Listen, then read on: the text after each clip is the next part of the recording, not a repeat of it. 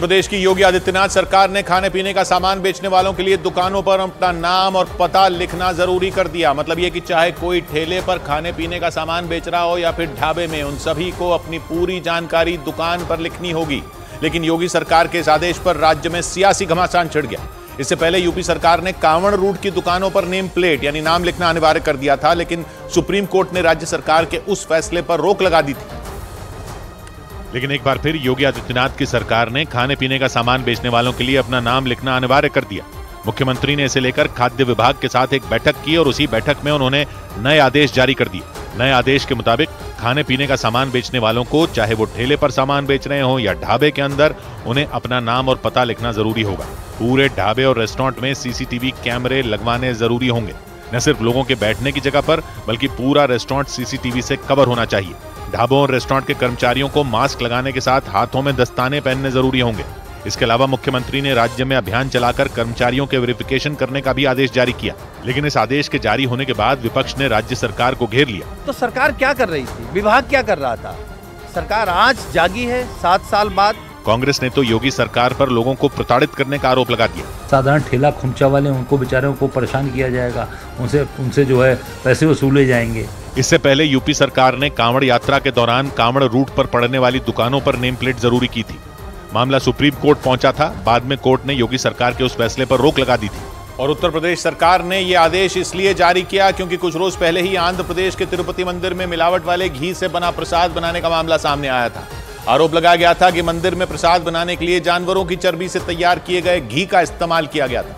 इस घटना के बाद पूरे देश में हड़कंप मच गया था। लेकिन इस घटना से पहले उत्तर प्रदेश के अलग अलग शहरों में खाने पीने की चीजों में थूक और पेशाब मिलाने की कुछ घटनाएं सामने आई थी। गाजियाबाद में तो एक आदमी और उसके बेटे पर जूस में पेशाब मिलाने और उसे लोगों को पिलाने का आरोप लगाया गया था। ये घटना इसी महीने की 14 तारीख की थी। इस घटना से गाजियाबाद में बवाल हो गया था। लोगों ने जूस की उस दुकान को तोड़ दिया था। बाद में पुलिस ने जूस बेचने वाले उस दुकानदार और उसके बेटे को गिरफ्तार कर लिया था। इसी तरह का एक और मामला भी गाजियाबाद से सामने आया। इसमें एक आदमी चप्पल पहनकर आलूओं को ड्रम में धोता दिखाई दिया। ये मामला सर्दियों का बताया गया। हालांकि पुलिस मामले की जांच में जुट गई। राज्य के अलग अलग जिलों से तंदूरी रोटियों में थूक लगाने की कई घटनाएं सामने आ चुकी हैं। सरकार के सूत्रों ने दावा किया कि इसी तरह की घटनाओं पर लगाम लगाने के लिए योगी आदित्यनाथ ने नए आदेश जारी कर दिए। खाद्य विभाग की बैठक में भी मुख्यमंत्री ने खाने पीने की चीजों में पेशाब और थूक मिलाने की घटनाओं का जिक्र किया और उन घटनाओं को विभत्स बताया। सरकार के सूत्रों ने दावा किया कि राज्य के अलग अलग शहरों से सामने आ रही इस तरह की घटनाओं पर नकेल कसने के लिए योगी आदित्यनाथ ने नए नियमों को लागू करने का आदेश जारी कर दिया।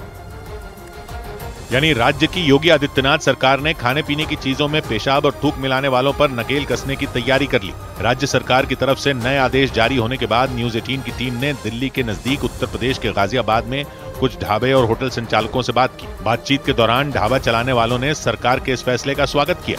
सही आदेश दिया गया है। जो आदेश दिया वो बढ़िया दिया, अच्छा दिया है।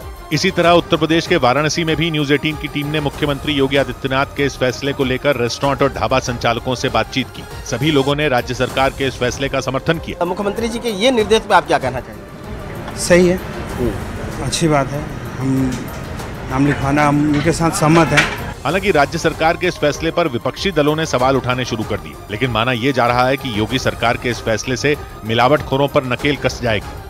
सौ बात की एक बात यह कि खाने पीने की चीजों में क्या क्या मिला हुआ है, इसकी जिम्मेदारी कोई तो लेगा ना। साफ सफाई का खतरा तो रहता ही है। ऊपर से ऐसे ऐसे वीडियो सामने आएंगे जिनमें कोई थूक लगाता दिखेगा, कोई कुछ लगाता दिखेगा, तो ऐसे तो लोग खाना ही छोड़ देंगे। हिंदू मुसलमान करने वाले, इसमें भी हिंदू मुसलमान भले ही कर रहे हो, लेकिन कोई तो देखने वाला हो कि ये सब हो क्या रहा है। भले ही ऐसे वीडियो इक्का दुक्का जगहों के हों, लेकिन क्या इक्का दुक्का जगहों पर हो जाए तो कोई बात नहीं। सारा रिस्क खाने वालों का रहे। कोई चेक वेक नहीं करेगा कि कैसे बन रहा है खाना, कैसे बन रही हैं तंदूरी रोटियां, कैसे बन रहा है जूस, हिंदू बना रहा हो या मुसलमान बना रहा हो। खाने में अगर गंद मिलाया जाएगा कहीं पर भी, किसी एक जगह पर भी, तो उस पर चेक क्यों ना हो, क्यों ना लगे हो सीसीटीवी कैमरे, और ढाबे वाले का नाम लिखा हो तो पता तो चले कि जिसके पास ये हो रहा है उस जगह का मालिक कौन है। ये तो कोई नहीं कह रहा कि हिंदू के यहां कुछ गलत होता हुआ पाया जाएगा तो उसको कुछ नहीं कहेंगे और मुसलमानों को ही पकड़ेंगे। अगर ऐसा भी होगा तो सामने आ जाएगा ना। लेकिन थोड़ा डर तो हो लोगों में कि खाने पीने की चीजें बेचना बहुत जिम्मेदारी का काम होता है। और नाम तो उन विभागों का भी पता होना चाहिए जिनकी जिम्मेदारी है ये चेक करना कि खाने में कुछ मिला तो नहीं रहे। जगह जगह चेकिंग हो तो थोड़ा डर रहे। ये सीधा सीधा सेहत का मामला है, इसको सिर्फ हिंदू मुसलमान करके सेहत का एंगल ना भूल जाएं, बस ये ध्यान रहे। कोई भरोसा ही नहीं रह गया लोगों को कि पता नहीं खाने में क्या डाल रहे हैं। ऐसे थोड़ी चल सकता है। दुनिया भर में स्ट्रीट फूड से यानी गली में मिलने वाले खाने से जगहें मशहूर हो जाती हैं। यूरोप से लेकर अरब तक खुले में गलियों में ऐसा स्वच्छ खाना मिलता है कि लोग खास तौर पर उसको खाने जाते हैं। और वहां क्या, हमारे यहां भी तो लखनऊ हो, दिल्ली हो, इंदौर की खाऊ गली हो, मुंबई की खाऊ गलियां हो, बहुत चाव से लोग जगह जगह खाने जाते हैं। तो यही भरोसा हर गली, हर ढाबे, हर रेस्टोरेंट पर होना चाहिए ना। ढाबे वाले अपना नाम ही अपना ब्रांड बनाएं कि लोगों को भरोसा हो कि यहां कोई उल्टी सीधी हरकत नहीं हो सकती। और सरकारी विभागों पर भी भरोसा हो कि वो भी जेब गर्म करके आंखें नहीं फेर लेंगे। इसलिए खाने पीने की जगहों पर नकेल तो जरूरी है, नहीं तो हमारे यहां तो लोग अपनों को घर से निकलने पर ही कहने लग गए हैं कि बाहर का कुछ मत खा ले। भले ही इक्का दुक्का गंदे लोगों की वजह से सब बदनाम हो रहे हों, लेकिन खाने में एहतियात बरतने में गेहूं के साथ अगर घुन भी पिस जाए तो वेरी सॉरी, लेकिन ये तो जरूरी। 100 बात की एक बात।